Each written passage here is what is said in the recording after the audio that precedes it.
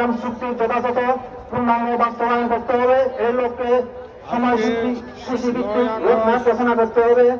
সমতলের অঞ্চলের আদিবাসীদের জন্য পৃথক মন্ত্রণালয় মনিটরেশন গঠন করতে হবে।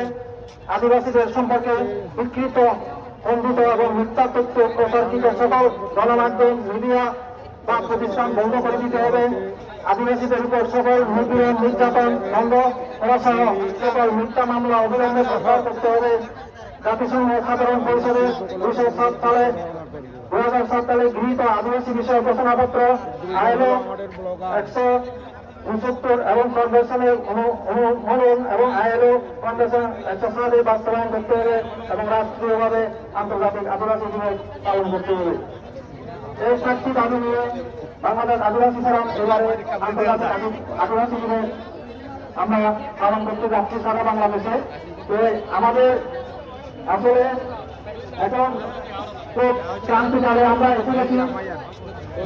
এই পর্যায়ে আমাদের আরো সুসংগঠিত হয়ে আমাদের আদিবাসী সংগ্রাম আমাদের প্রয়োজন।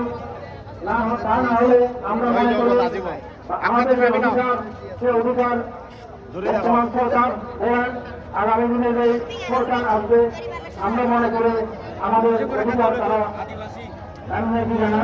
সেই জন্য আমাদেরকে আরো অধিকার সংগ্রামে সামিল হয়ে আমাদের অধিকার প্রতিষ্ঠিত করতে হবে। তো